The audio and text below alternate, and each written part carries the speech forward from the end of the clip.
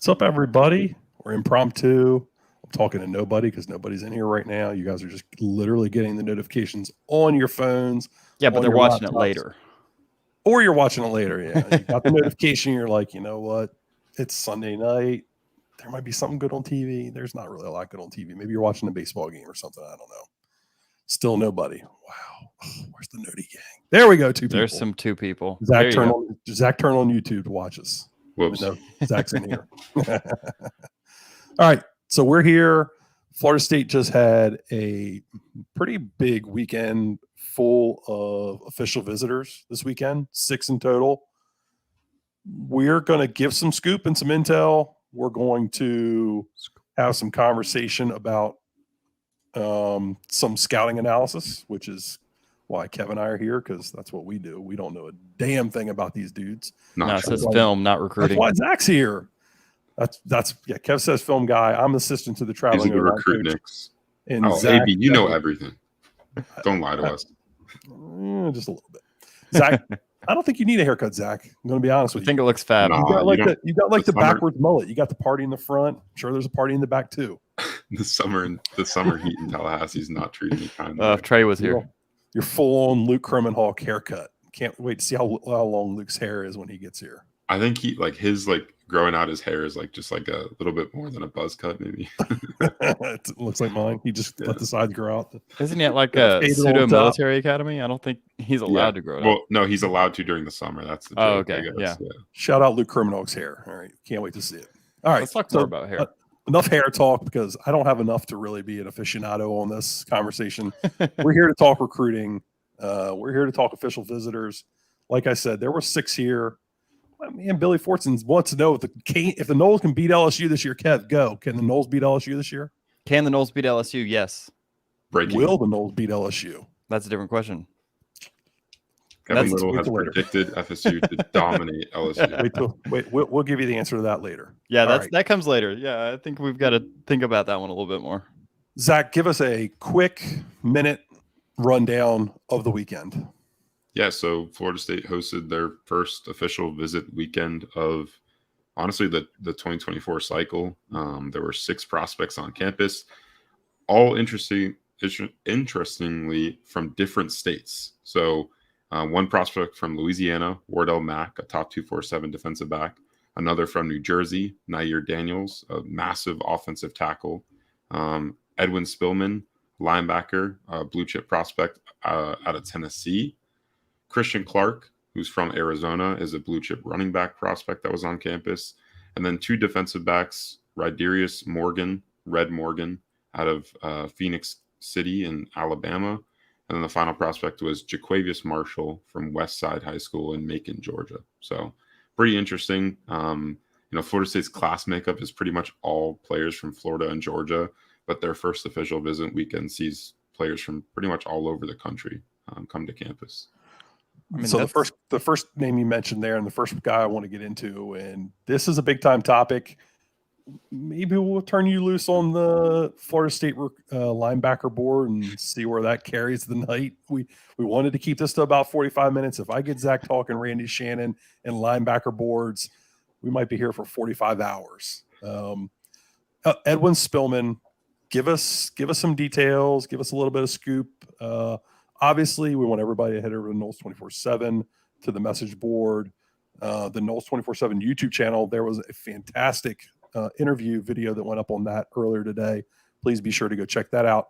But also go read what was also said about that visit by Zach, by Chris. Well, Dane. No, I don't think Dane had anything to say about that one. But go check and see what Zach and Chris had to say about that visit. Also in the thread, Zach, Edwin Spillman. We're going to ask a question about him, but first, just give us some backstory here. Yeah, so Florida State's part of his Final Four list of schools, which includes Tennessee, which is now the hometown school. He's not originally, I think he's from Africa originally, and then moved to Tennessee in the later part of his life.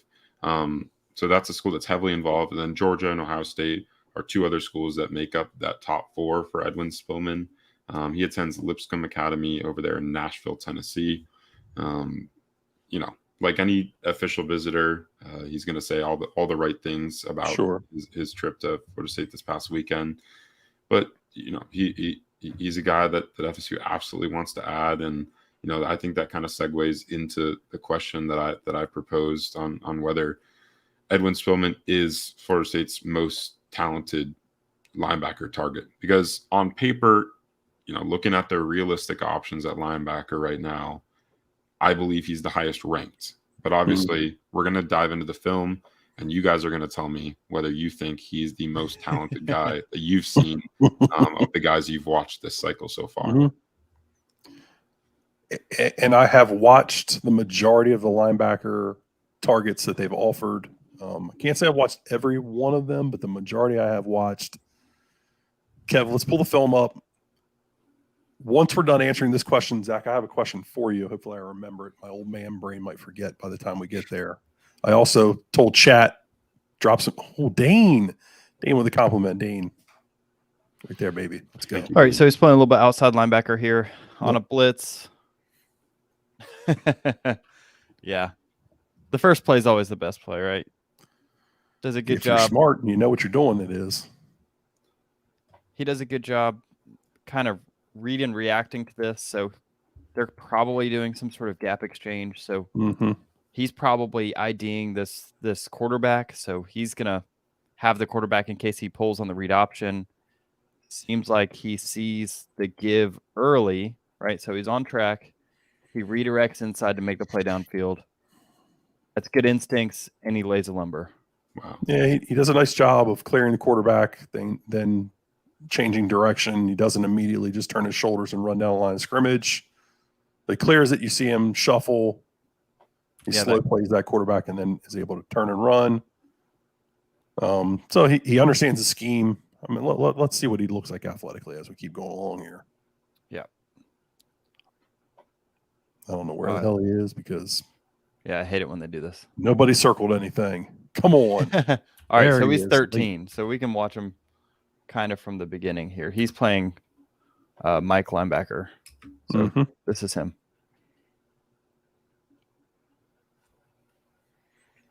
All right, so he's got his own drop. A little shallow, comes up and he's going to collision. I think he's about to just lay this quarterback out. Yep. Oh, he's not afraid to hit. Yeah, that seems to be the resounding thing from the first two. Okay, so this is a very similar thing. Kind of a read option here. Yeah. He's supposed to clear the quarterback. Once he sees give, he can chase the running back. I'm not sure he's not on a straight run blitz there. Either way, you see the speed. You see his ability. He actually changes gears there, which is nice. You see as he kind of diagnoses what's going on, he actually accelerates more, which you want to see. You do want to see that. Hey, Zach, what's the height weight of this kid? He's on the shorter side, so he's 6'1", 216 pounds. Another stick. That seems to be he's explosive. He's got some explosiveness. Obviously. Don't say that, Kev. What? I said, don't say that, Kev. No one wants to hear that. When he puts his foot in the dirt, he goes, which is nice. He's got the speed. He's got the agility. I don't think you need 6'3" linebackers. I'd rather have someone that moves in space. Yeah, I think he moves well in space. This kid is more of a finished product than a lot of the kids that we've taken over the past few years at linebacker. Like straight out of high school. I mean, I think I can answer this question already. Yes, he's the most talented linebacker target on the board. He's he moves differently than anyone on the field. That's the biggest thing. He just runs so much better than everybody else that they seem to offer. Yeah, he's very smooth. His straight line speed's awesome. I think they literally could have, if he was a few inches taller, he could be a pretty elite defensive end. A lot of it seems to fit into that mold of what Randy Shannon seems to like, though. A little bit shorter, thicker, almost stocky kind of build. Yeah. He seems he plays better coming forward than he does going backwards, but yeah, he just kind of does it at a higher, more athletic level. Yeah, you can see what I was saying about like pass rushing. Like I think he's got that straight line speed down. He's got good hand fight. Yeah, that was great. We know Randy likes highly productive guys, and this past season he had 101 tackles, 14.5 tackles for loss, 2 sacks, and 6 PBUs. Yeah, that'll check the boxes. I mean, this is what Randy Shannon likes, right? This is what you're looking for in a modern, light box linebacker. So Shannon's been a defensive coordinator. He knows that getting these kids to read and react to offenses is the hardest thing to teach them. Mm-hmm. Harder than teaching them how to run faster. So this is his gap, right? He's responsible here. One of these two gaps, like you can see he's kind of filling this early, but he's able to redirect. And that's kind of something you've seen consistently out of their takes, is guys that are willing to do this. And you see it across a couple of clips in this film, and I think that's important. Yeah, I agree. He seems to understand where the holes are, where daylight is, and he's able to get to it. Did a nice job of mirroring on that play. You see him run down special teams here. You see that explosiveness again. Yeah, this he's the real deal. I can see why Tennessee's fighting like hell to keep him. Yeah. On that note, I think it's going to be a tough pull, right? Yeah. His first visit to Florida State, which is good that FSU was able to secure an official visit from him. But next weekend, he's going to Ohio State before he heads to Tennessee and Georgia to finish the month of June. And it looks like he's trying to make a decision probably in the month of July. So not too far, removed from his 4 official visits this summer. I listened to the video this morning, his visit video. Yeah.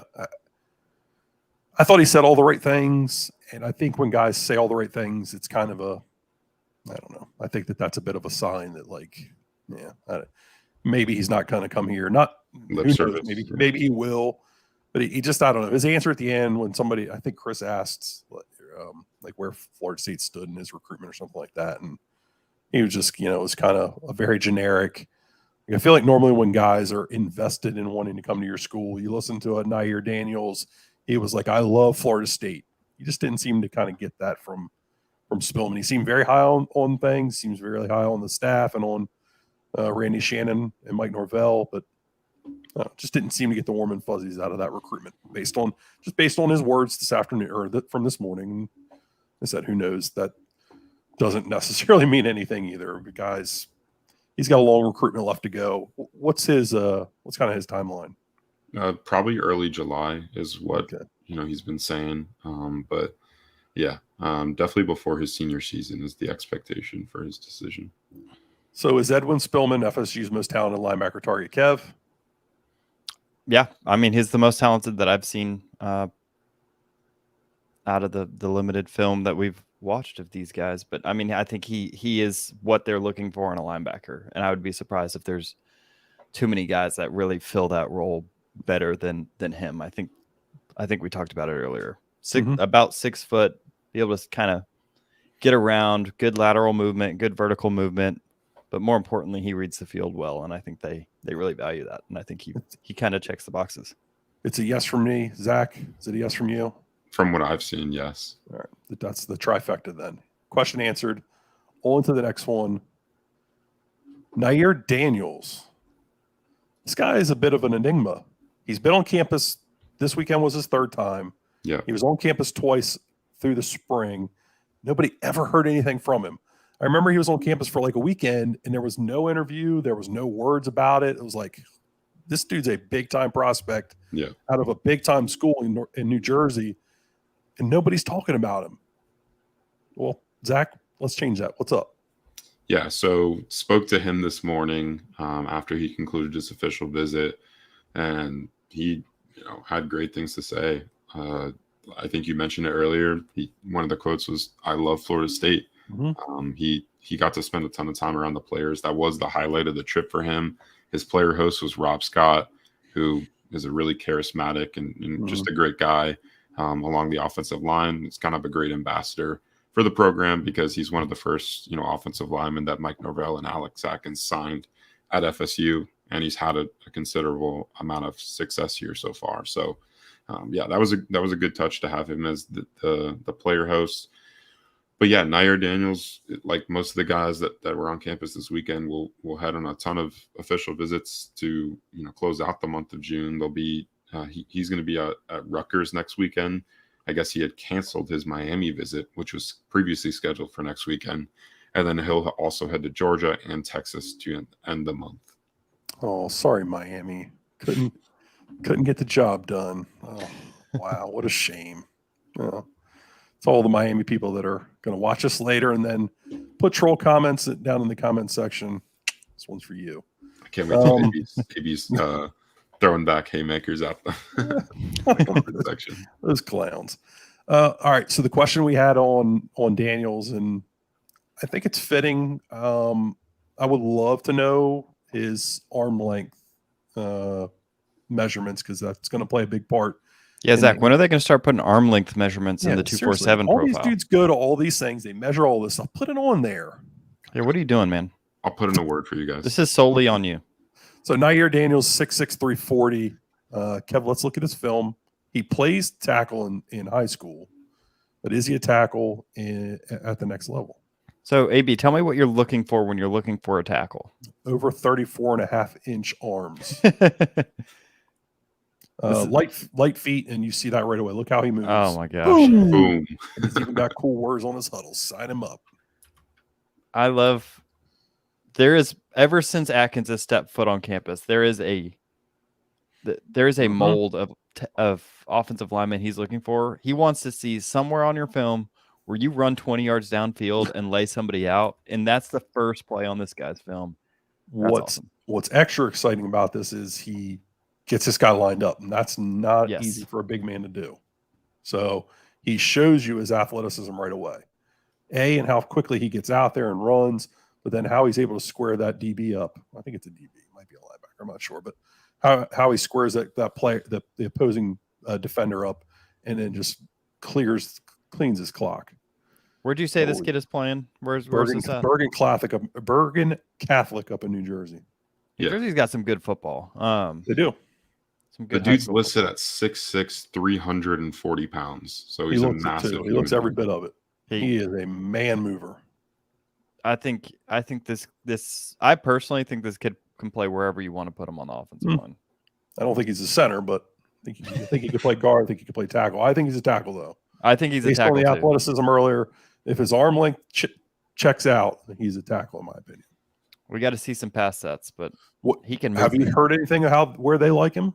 I mean, do they like him at tackle, or they? I haven't inquired a ton about where they on FSU side where they like him, but I asked him what FSU was telling him this weekend as to where they like him along the offensive line, and he did say left tackle. So that makes sense to me. I think he, along with I'm never going to say this kid's name right. Atiti. Thank you. Him at right tackle with this young man at left tackle. That is some bookend. I agree. This kid's got some Zendemel on the inside. Maybe John Daniels. John Daniels. John Daniels is a guy I think you could play. You'll figure that out as you go. And I think this young man, he might be the same, but he looks like a tackle to me. He looks like one of the better ones I've watched in football this year, in high school football, that is. Yeah, he looks been a great group. It's not a great elite class of high school offensive tackles, but this he moves pretty well.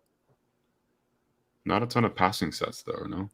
Yeah, that's one thing that I'm noticing is it's a very different skill to go downfield and hit somebody on a run. And I think that's their most valued trait. So I think you see a lot of it, and that's bodes well for kind of what they want to use their offensive linemen for mostly. But it would still be nice almost to see every play on this film. I think you can project some of the athletic stuff, though, to how he's going to be able to drop. And that there's some rawness here. I mean, but there's going to be rawness. You're not, they're playing Slate. No, okay, I thought it was Sleazy in them.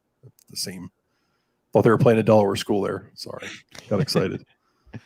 You're not going to ask this guy to play early anyway. That's the nice part. You're not asking him to come in and play year one. He's a 25 kid for you, probably. So you let him come in, you let him get himself set up. You teach him the ropes. I mean, that's raw. There's no drop there. He's just kind of standing still. He just stands up and good pass rusher gets around him. He's probably bigger than everybody that he plays against. So, yeah, so that's probably the first thing you work on, but you can work on a kick set. That's like I was saying earlier with the linebackers, it's hard to teach them how to have that feeling for holes and instincts. teaching a kid to pass that if he's got an athletic profile isn't a deal breaker. Yeah. And this kid has so many other intangibles that you gotta like what he brings to the table. I think it's gonna be interesting because Florida State has a few options in state this cycle at offensive line. I mentioned that before. John Daniels, Jason Zandamela, even a guy like Ty Hilton is a tackle type that they like out of Oviedo. But there's some out-of-state options, and I think Nair Daniels is probably the most realistic out-of-state option for FSU along the offensive line. And I think it was a good sign that they got him back on campus. And they've gotten him on campus, like you said, AB, multiple times this spring. Very under the radar. He's not a kid that does a ton of interviews, but I've been checking on that recruitment, and FSU does sit in a pretty good spot. So you consider him more realistic than TT, who named Florida State as leader?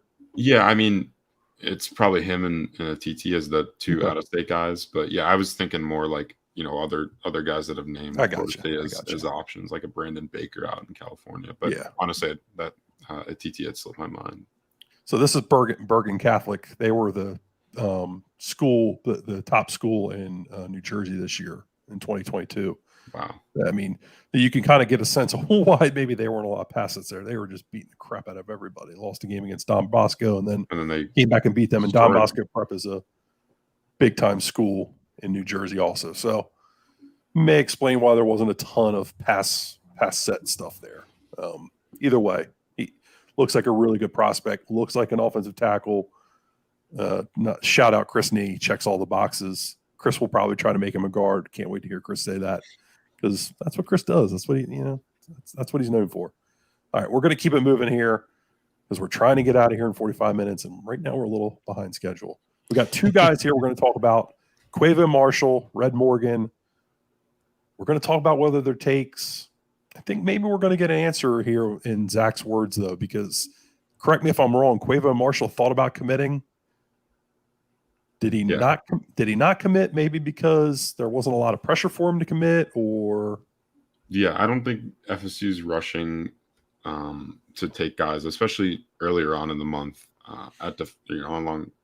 in their defensive back board. They've got an extensive board at both corner and safety, and I think Quavo Marshall is definitely on the board. That's why they hosted him for an official visit. As for the same goes for Red Morgan. But I don't think FSU is pushing for any of those guys to make decisions anytime soon. I think they kind of want to see, they're telling these kids, go see these other schools that you have planned to see, in June. And we're going to go and evaluate, how our board looks at the end of the month. And then they'll revisit kind of where things stand in July is what I've been told. So no, I don't think they're putting the pressure on those two guys to commit. But I want to ask you guys kind of when it does come time for either of those guys to make decisions, do you think Florida State should accept their commitment at the time? So let's first start with Red Morgan, right? So 3-star and 247.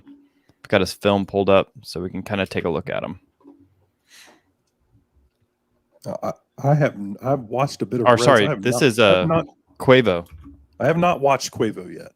So this is Quavo. One of the guys I have not watched on film yet, so I'm excited to see his tape.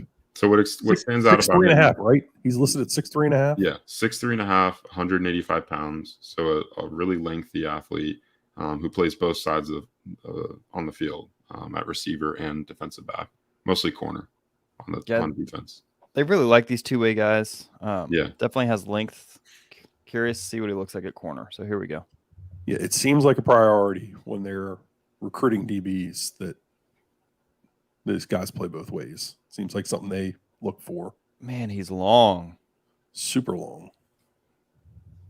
I see why they're keeping this kid in their back pocket. There's a lot to work with if you've got a guy with this kind of length that wants to play. I mean, I'll be honest, his cornerback form isn't the best.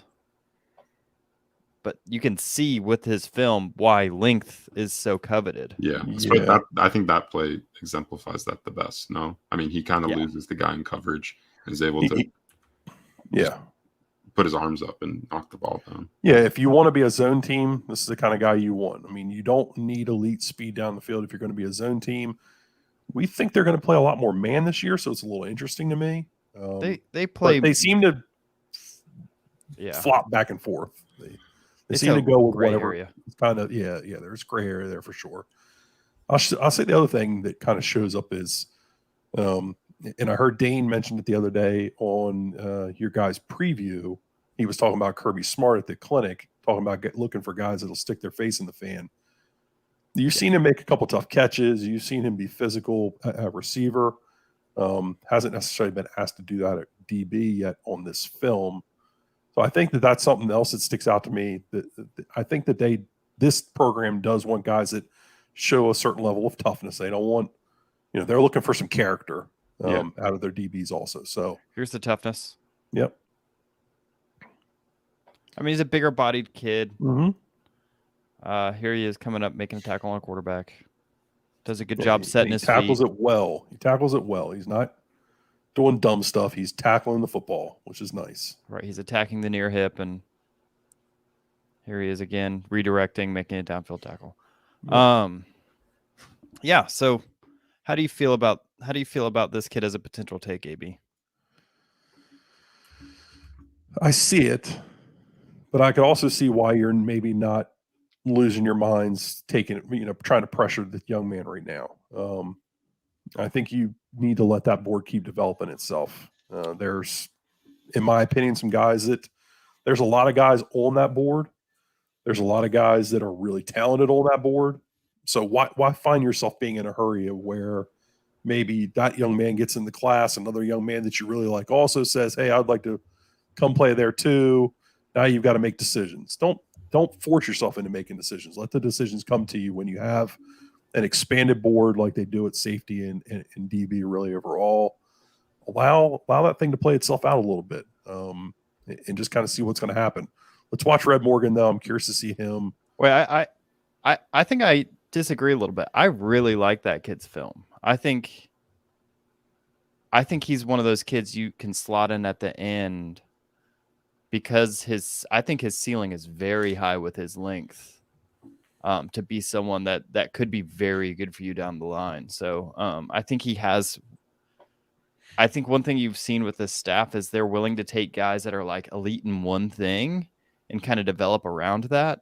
And I think potentially Quavo Marshall might be that kind of guy. I'm kind of a sucker for having those 6'3" defensive backs. Yeah, I mean, Quindarius Jones, I think, stepped on campus and impressed them with his ability to kind of disrupt receivers because he's so long.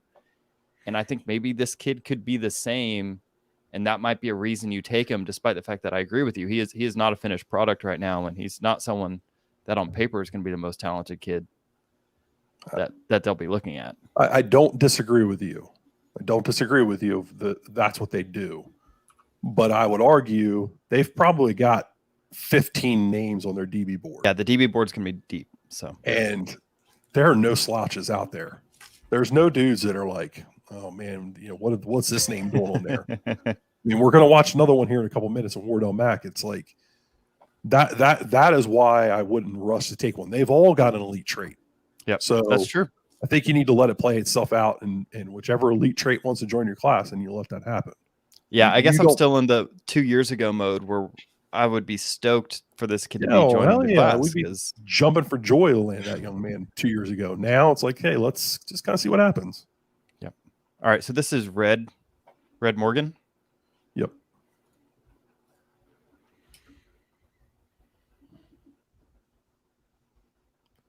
All right, right away, this looks like a corner. Yeah, he does look like a corner. He's built like Jarian Jones. That probably wasn't the best thing to say, but there's the face in the fan too. Yeah, so he's right, Red gets me a little more excited. Yeah, he'll lay somebody out. Yeah, he's more of a nickel or true field corner. where Quavo is a boundary corner or potentially even safety. Yeah. I don't see Quavo as a corner. And I think that's where maybe that some of that length, it's not as valuable because you're going to put him at safety. That's a nice play. Jumps a ball. This, you know what he reminds me of? I'm not going to say it out loud. I'll keep that to myself. Don't put it out in the world, AB, if you can. I'm not going to do it because it'll come back to bite me. So I'm just going to keep my mouth shut. Yeah, Red would be a take for me. Red's the kind of ball player I want in my program. Someone that's going to just hit somebody. Yeah, this is truly facing the fan, what you're talking about. Yeah. This is a two-team player. He's gonna play on all your special teams, and I think he's looks like a really good safety. I will know. I don't know if this is the guy you were trying to compare him to, AB, but probably not. But on the visit, he did say that Florida State compared him to Jamie Robinson, and they actually watched film of Jamie Robinson and compared and contrast. Right. That was who it was. All right, Okay. I was trying not to compare him to a dude that just went in the NFL draft, but do it, AB. Yeah, I think he looks like Jamie, and he's kind of got that build. He looks like a flipping dog, which is what Jamie was. He looks like the kind of guy that you're going to be able to come up and can play a little bit of man coverage on a slot if you need him to. He covers the field. He gets off the hash real well, but his speed's not elite. And that's what always Jamie kind of. Yeah, that's what I was thinking. Speed. He didn't have that next level speed, but his speed was good enough. No, dude, well, that's why he's probably not a. I signed this kid. He looks like a nickel. Today, he'd be in my class. Yeah, he just does all the things I like in football players, though. So I'm a little biased. Yeah, you're seeing the difference between me and AB. I think I like Quavo a little bit more. I like his length. I like that intangible, but I get it. I get that, and I get that you can't teach that. Yeah, Yeah. The coverage skills are the question for someone like Red. We haven't seen a lot of that yet. Can you put him man coverage on a guy? I think as a safety, as someone that can cover grass, he does a really good job. He seems to have really good instincts. Yeah, I mean, look at that. Look at that, just recognition and burst. He sees it. Yeah. So where do they stand in his recruitment? I think it's a Florida State-Auburn battle. He's an Alabama kid, so Auburn has the in-state tie there, and they've been a school that's kind of turned up the heat with him a lot in recent weeks. So, yeah, I think it's FSU versus Auburn. He'll be at Auburn later this month. I think he has a Miami OV and somewhere else that I don't remember. Oh, shoot. This is Coleman's teammate? Oh, yes. Sign him. What are we doing? Phoenix City, lock this in, baby. Let's go. Oh, Phoenix City, that's not far from here. So he's got Rydarius Morgan, he's got an OV set up to Cincinnati next weekend. Okay. And then he'll head to Auburn before seeing Miami on the final weekend of June. And then he said he's going to make a July decision, I believe. So Jamie's such an interesting safety defensive back for FSU. It seems like they're going longer, and that at first it was like maybe Jamie Robinson is kind of just the best available out of the portal and they'll take what they can get out of him. Do you think that was true? Or do you think they're always looking for like one or two of these little guys, like these smaller guys that are really more agile in space? Or do you think Robinson changed their mind? I think there's nuance to this. I think there's some differences on how different people on the FSU coaching staff view what they want in a defensive back, especially, looking at corner and safety differently. I don't think that they're dead set on taking guys that are over a certain height. I asked someone that within the last month, just inquiring about, do they have a height requirement for a guy that they're recruiting at defensive back? Because it did seem like they were trying to get taller at that position. Yep. I was told no, that's not the case. They're willing to take guys that are under the ideal measurement if they possess qualities like a Jamie Robinson or like a Red Morgan. I think the recruitment of Red Morgan kind of exemplifies that. He's 6 foot, but he doesn't look 6 foot on this. He might be like 5'11". I was gonna say you saw him in person. Does he kind of check out? So 5'11". Yeah, I mean he's not a kid that says he's 6 foot and is actually 5'8". Like he's close to 6 foot. So all right. So we're gonna get him in some coverage here. Right. So we've been seeing his strengths. His strengths really stand out. I think this is the concern you have, and it was the concern with Jamie Robinson too. That was always the deal with him. Man coverage out here on the edge. And you can see that his arms just aren't quite long enough to really disrupt this route. Yeah. A good throw here might be a touchdown. If he's even, he's leaving. So that's the downside. But you can put someone who's a dog like Jamie Robinson in positions to succeed, right? How often did you see Jamie Robinson man coverage backside of trips? You just didn't. Right. No. Yeah, Florida. I mean, Adam Fuller, Florida State found the perfect way to pretty much utilize Jamie Robinson throughout his FSU career, and I think that's things why like this he excelled so much. Yeah, I wouldn't be upset with either take, but I think there is a floor to Red Morgan that makes a lot of sense. For a football program, the ceiling may not be there, and that's okay. Like I think he's got a chance to be a really good college football player. But we'll see about the NFL prospects, as he develops and his body grows and all that stuff. I mean, he's only 18, so he's not done growing. He interests the heck out of me. He interests me more than Quavo, but Kev is more Quavo than Red. Zach, be the tiebreaker. I'm going Red. You're going Red? I like the mentality there. I like the way he plays football. I think Quavo's intriguing because of length. And I can see the absolute, reason why you'd want to take a chance on a kid like that. But I just think I get a feeling that Red Morgan's a guy that they maybe prioritize a little bit more, when you talk about that duo. But we'll see kind of how things shake out over the rest of the month, because I think they're hosting like a dozen plus defensive backs on official visits over the next 3 weeks. So there's going to be a lot of options, and we'll kind of see how the board shakes out. A lot of guys are going to make decisions, from now until the middle of July, and I think that's kind of that's going to shake out whether FSU will pursue either of these guys. Sorry, I'm tripping on my words again. Either of these guys more, and we'll see if they're in it at the end.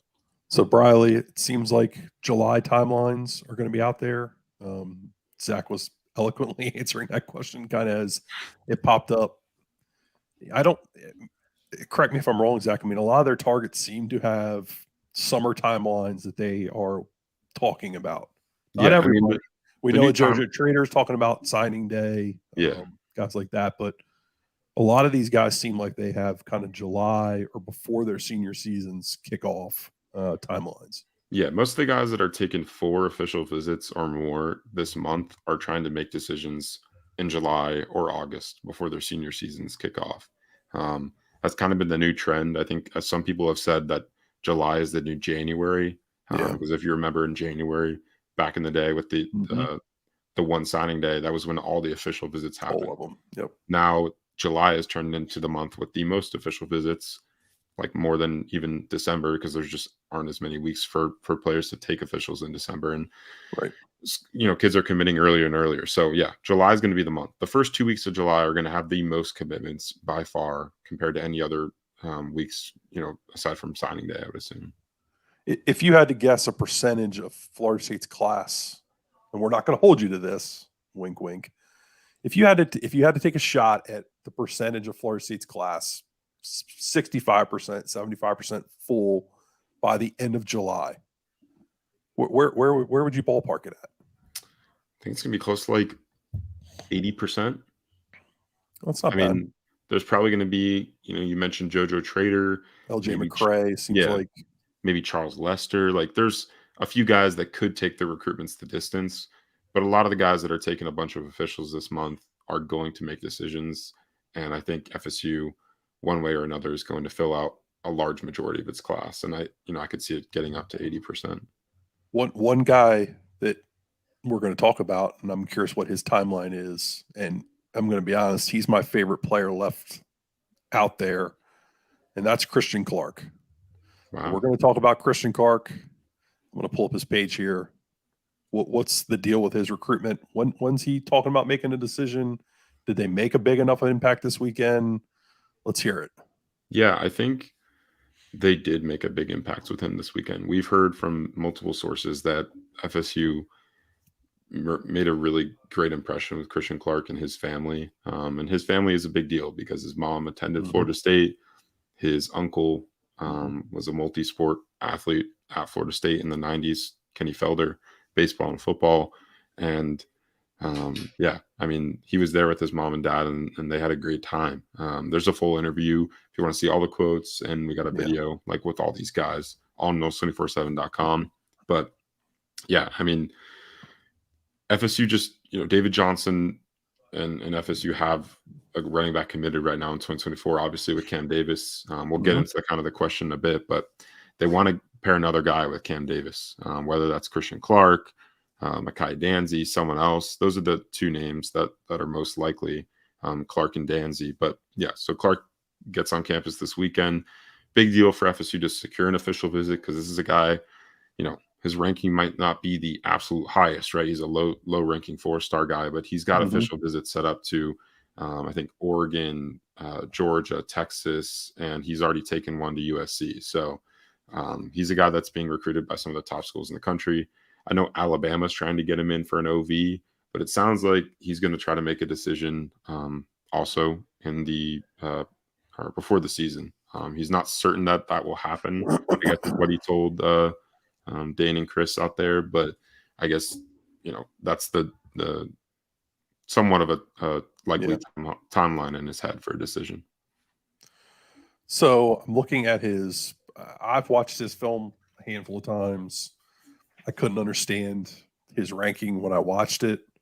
It doesn't seem like he's got a ton of production as far as touches. I wonder if that's got something that goes into it. But he's been hella productive when he does touch the football.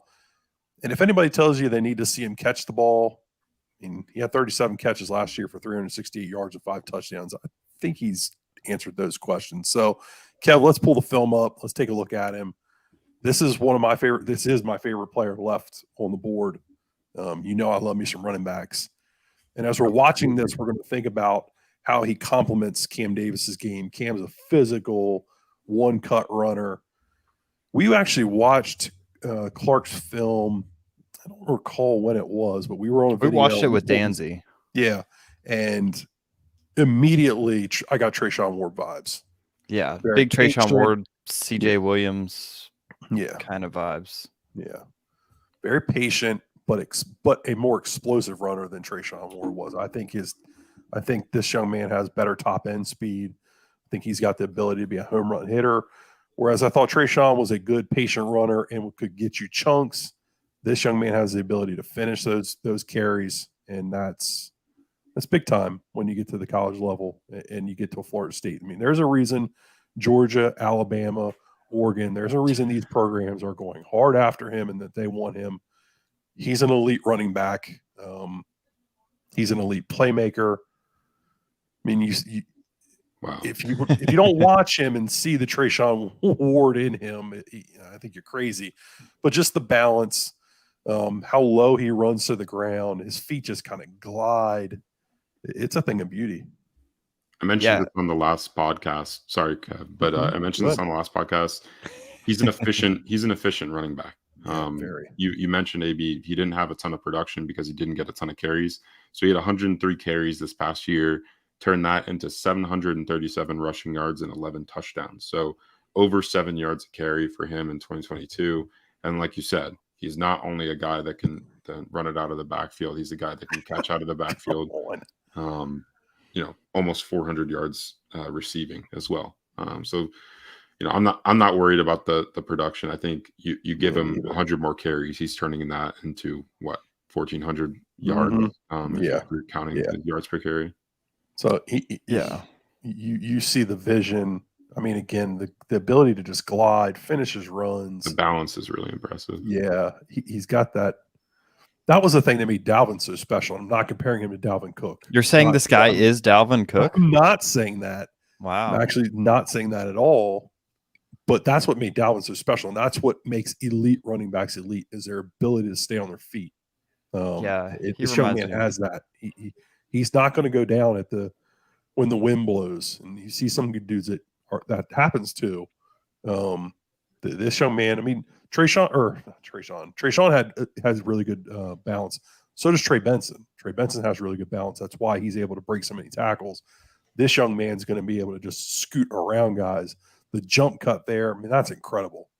He's jump cut back to top speed right away. That reminds me of Maurice Jones-Drew. That's interesting. Low center of gravity, heavy, like thicker legs. Yeah, I mean he's pushing 200 pounds. He's 6 foot tall, so he's a bigger kid. But yeah, I mean, just diving a little bit more into his recruitment, I think Texas is a school that he likes a lot, and their running back coach is one of the best running back coaches in the country when it comes to recruiting guys. Tashard Choice, who came from Georgia Tech, landed Jahmyr Gibbs there, and then this past year landed Cedric Baxter. So, yeah, I mean, I know Texas is after some big time running backs in the 24 class. I think they're probably Jarrett Gibson. Yeah, they're the favorite to land Jarrett Gibson, who's a 5-star guy out of IMG Academy. So, okay. Very much since Norvell stepped on campus, we've kind of lumped running backs in one of two categories. Either they seem like counter specialists, so that's the Trayshawn Ward type, or they seem like zone specialists. That's the Trey Benson, right?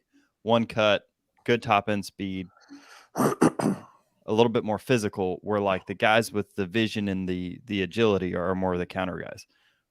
Where would you put Cam Davis in that discussion? I think Cam is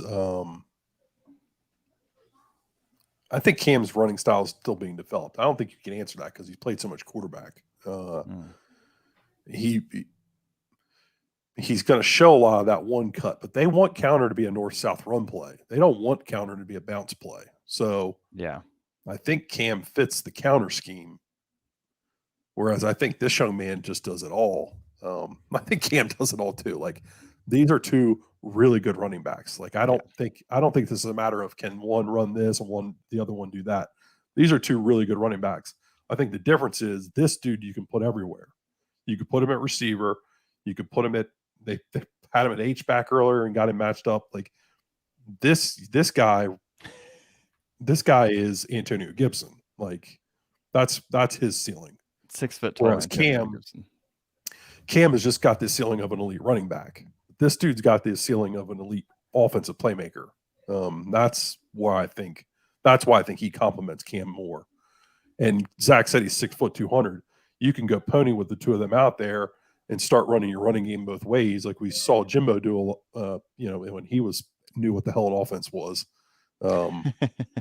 You could put them both on the field at the same time, in the backfield at the same time, and they can block for each other. So that's a nice part. They complement each other because they're both just really good. I mean, that's the bottom. Yeah. That's really the bottom line. They're both really good running backs, and Florida State would be blessed to land the two of them. And Danzy's more of a Toa Philly type, right? He's a strider, speed, top end speed type guy. Yeah, he runs real high. He's true outside zone, real long strider. Yeah, I think Danzy's a good football player. I just don't know if he's as good as. I don't think he's as good of a natural runner as Christian Clark is. I agree, and I think that's why he's listed still as an athlete in our rankings, is because I don't know if we're ready to bill him as a straight running back, because think he's more of like an offensive weapon. If you look at him in person, he plays. He's a longer guy, and obviously Danzy, I think Danzy's more of a wide receiver than a running back personally. Yeah, I kind of agree. I think I definitely think that's an option for him at the next level, but he's going to continue to play running back for his high school at Florida High. Would they take all three of them? I think they would, because of what you were saying right now about Danzy. He's not a straight running back. Like, he's a guy that you can flex out, even if he is listed as a running back. I mean, he can be what Lawrence Toafili is for them, but I think he has higher top end speed than Lawrence Toafili. I mean, his track times are good enough for him to be able to join the track team and be like a top guy for them. I think they would take all three. That makes sense. I like Danzy. I kind of like him as much as some of the wide receivers that are already kind of looking at or taking in this class, and kind of looking at him in that mold where you sell out to get Christian Clark and you say, like he's a game changer, right? He's someone that can flip the script real fast without much in front of him. Yeah, it would be hard to turn down that speed of Danzy. And he's also a local kid. Like, you're not going to turn that kid down if you want to. Right. All right. We're going to move on to our last product, or last prospect. He's out of Louisiana. So another one, I'm not sure. I don't want to call him not attainable, but I'm not sure they're going to land him. But we're going to talk about him because he's a really good football player. It's Wardell Mack. Did they make enough of a move this weekend? He had positive things to say in the video that I watched that everybody can go see on the Knowles 24/7 YouTube channel. They can go read the quotes on Knowles 24/7. Zach's going to tell you right now, though. He's going to give you some info. Did they do enough? I think it's too early to say. Okay. The question here is it worth to continue to expend resources on this recruitment when we know the history of top talent in Louisiana and what they tend to do for their college choice? It's almost always LSU. And if it's not LSU, it's like Alabama or somewhere like that, right? Like that's been the trend over the past however long recruiting's existed. But man, he's a really talented prospect. I want to dive into his film to get your guys' thoughts. FSU has some connections here. Greedy Vance was his host. He's a guy from Louisiana, attended Edna Carr High School. Greedy did. So I'm told they actually work out together when Greedy's back home. So there's the connection there. David Johnson, obviously very close to guys in that area, and he's one of the main recruiters for Wardell. Pat Surtain's gotten involved. Pat's originally from Louisiana. So there's a lot of things that kind of work in FSU's favor in this recruitment. But we've seen this song and story told 1,000 times, right? Florida State's in for this Louisiana kid early, and then LSU turns up the heat and he's a Tiger. So I just want to know, in your guys' opinion, I think that FSU's within the top, three or four schools for him right now. Yeah.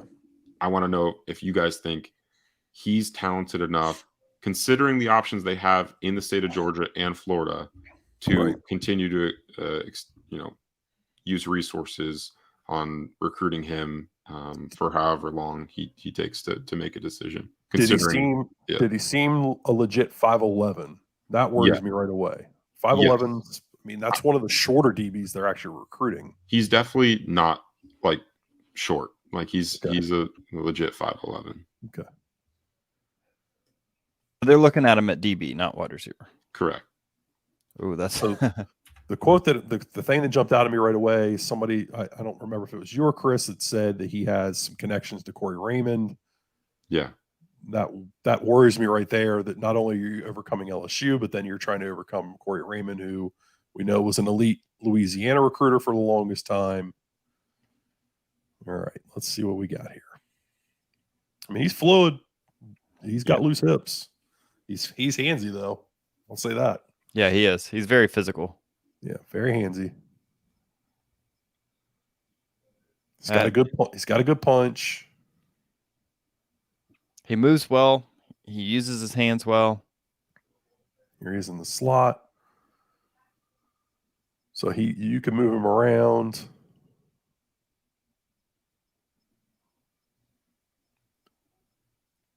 Here he is at wide receiver. I guess we'll see his kind of speed here.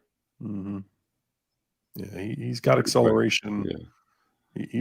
He can run. Yeah, dude's an athlete. Yeah. And he seems well coached. He knows how to play the position. He's patient with his hands.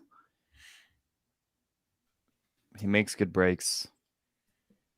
Yeah, how good is this Edna Carr team consistently? He doesn't play for Edna Carr, actually. He plays for John Ehret, which is a school. I don't know how far that is from Edna Carr, but he works out with Greedy Vance. That's what I was saying. Plays for Edna Carr.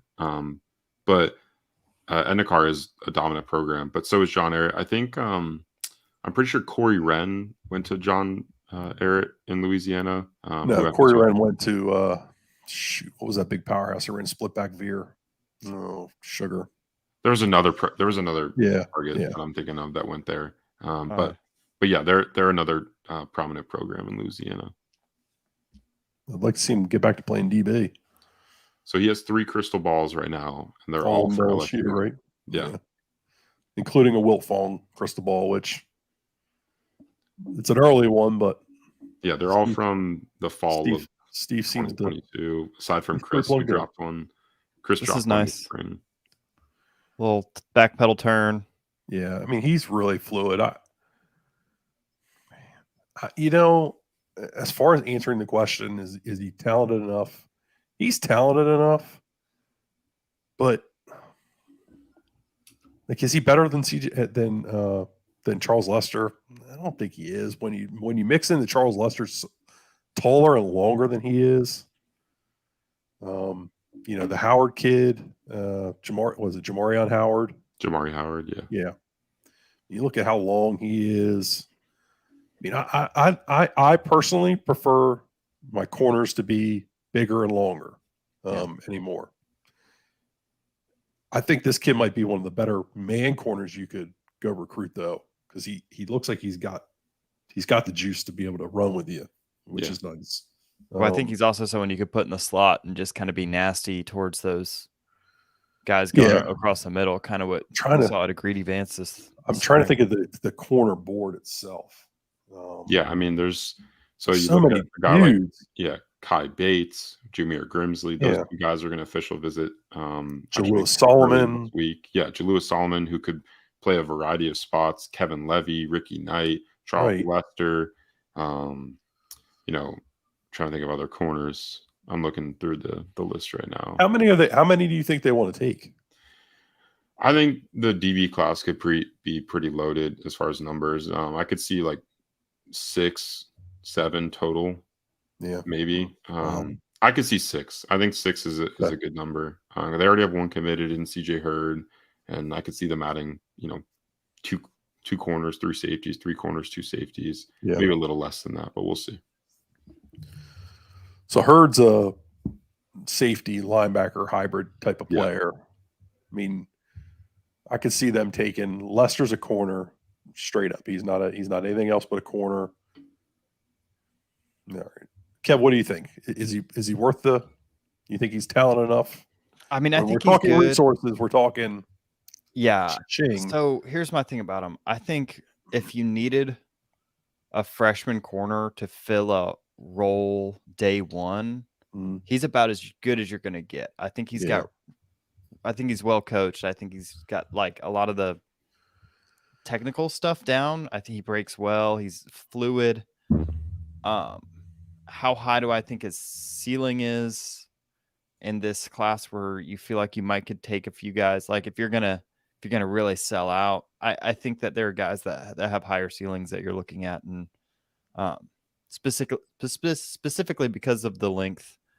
And so I'm kind of with you guys where I mean if it's not going to be that big of a deal to get this guy, I think he's a no-brainer take. But like, I don't know. Do I sell out my recruiting class? Do I don't think so. 5'11", just I don't know.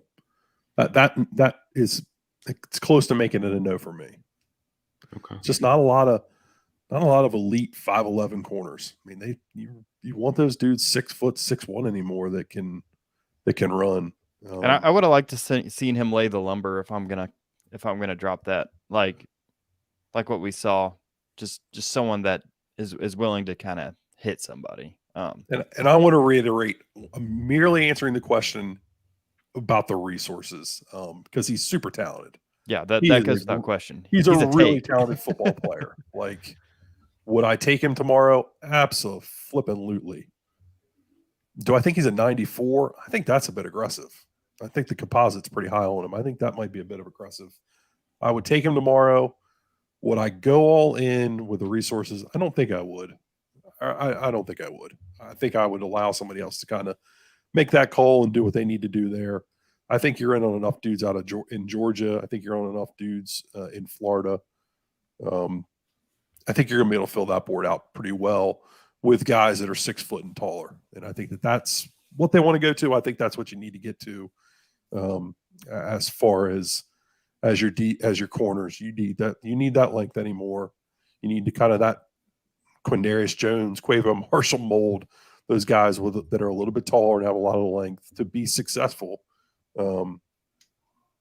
at corner these days. So I think that kind of breaks it for me. That I would move on. Zach, do you have a take?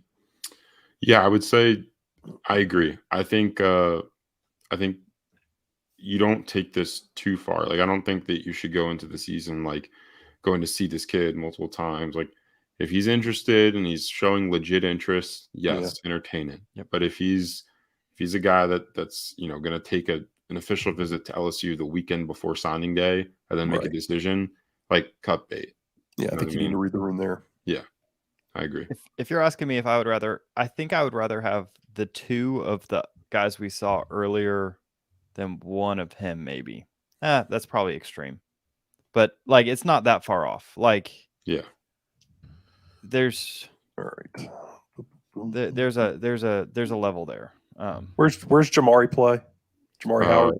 He's at Miami Central now. Okay, I'm trying to find his huddle here. Let's see if I can find it.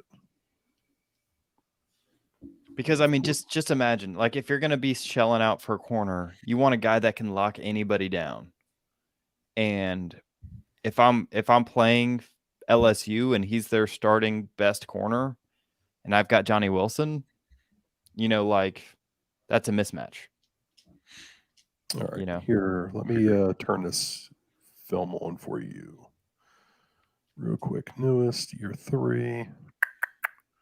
So this is what I think a modern corner looks like. This is Jamari Howard. Was a Michigan State commit. Florida State's pretty heavily involved with him, correct? Is he still? Yes. He's not committed to Michigan State anymore. He decommitted, yeah. He's going to take an official to Florida this month, but FSU is a school that he will likely see either in the fall or closer to December. They don't want to use an official with him yet. So he's listed at 6'2". I mean, you see how long he is right away, just running around out there. Yeah, I mean, it's all about that hand battle at the line of scrimmage. Yeah, it's about taking away the passing lanes, being able to get over the top of guys. Yeah, I mean, the fluidity's there. I mean, I don't want to watch him returning kicks. Yes, you do. I hate special teams. 13.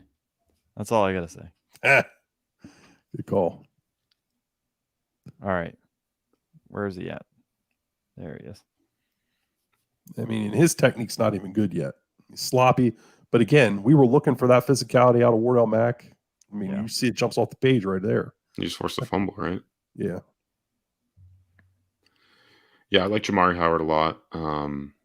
I think he's kind of got that mindset, that mentality you like as a DB as well, just in talking to him. And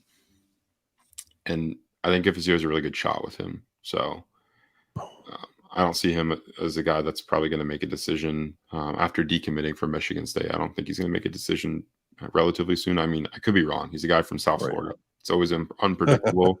But even if he does make a commitment anytime soon, I could see him, reconsidering his options closer to signing day. Do I think Wardell Mack's going to be able to go in day one and be a better player than Jamari Howard? Yeah, I do. Yeah, I agree. I just think the ceiling is so much higher for a Howard because of he's 6'2".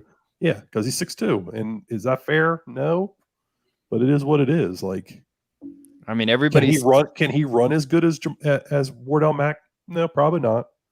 Is he as loose hipped? Nope, probably not. That extra length, it just makes all the world. Look at what Sauce Gardner did at Cincinnati, is doing in the NFL. That's what people want. Yep. They want 6'2", 6'3", because that length is disruptive. Yep. Yeah, being able to have leverage, it makes all the difference in the world. It's the reason why the first question AB asked when we asked when we were talking about the offensive tackle earlier is how long are his arms? It's the question that dominates sports right now. There are certain measurables that everyone's looking for at specific positions. So I don't think it's unfair to say that FSU should consider doing the same. All right. I tried to get us out of here in 45 minutes. Come on, every time I get on here with Zach, we get to talking and it goes an hour. We get the real recruit Nick out of you. So with that being said, hope everybody learned a little bit of something. We tried to go a little more scouting based with this. There will be an OTB this week with a hell of a lot more detail on these recruitments.